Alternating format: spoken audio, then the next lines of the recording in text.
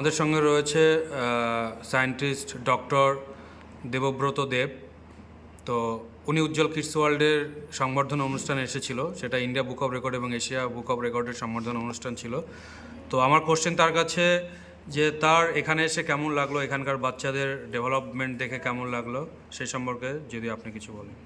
নমস্কার, আমি এই অনুষ্ঠানে আসতে পেরে অত্যন্ত অভিভূত এবং আমার খুবই ভালো এক অভিজ্ঞতার সম্মুখীন আমি হয়েছি এবং যেই ছাত্রছাত্রীদের যে অ্যাচিভমেন্ট আমি দেখতে পেলাম বা তাদের যে স্কিল, আমি তাদের স্কিলের সঙ্গে পরিচিত হতে পারলাম, খুবই ভালো লেগেছে। এবং সবচেয়ে ভালো লাগছে যে এখানকার ফাউন্ডার প্রিন্সিপাল অসীম ঘোষ, উনি আমার দাদা স্থানীয়।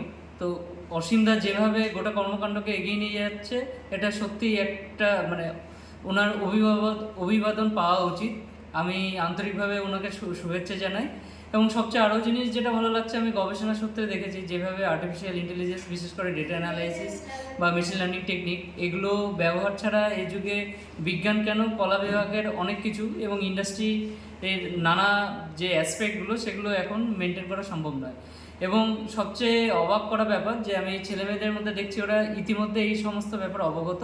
এবং একজন ছাত্রের সঙ্গে পরিচয় হলো যে অলরেডি এই বিষয়ে সে ইন্ডিয়ার গিনেস বুক অফ ওয়ার্ল্ডের নাম, ইন্ডিয়ার গিনেস ওয়ার্ল্ড এশিয়ার বুক অফ রেকর্ড, এশিয়ার ওয়ার্ল্ড রেকর্ড হিসেবে সে নাম করে ফেলেছে সেখানে। এবং আমি শুভেচ্ছা জানাচ্ছি, সে আরও বিশ্ব দরবারে নিজস্ব স্কিলকে সে নিয়ে এগিয়ে যাবে।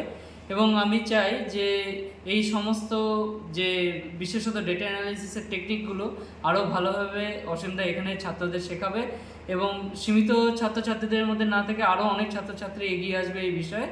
এবং সবচেয়ে গর্বের ব্যাপার, এই জিওগ্রাফিক্যাল ব্যারিয়ার ভেঙে এই মফস্বল এলাকায় যেভাবে অত্যন্ত state of the art facility ছেলেমেয়েরা পাচ্ছে, আমার খুবই ভালো লাগছে। আমার নিজস্ব হোম প্লেস হিসেবে এটা আমি শুভেচ্ছা জানাই। অসীমদা আরও ভালো ভালো কাজ করুক এবং ছাত্রদের শুভেচ্ছা রইল।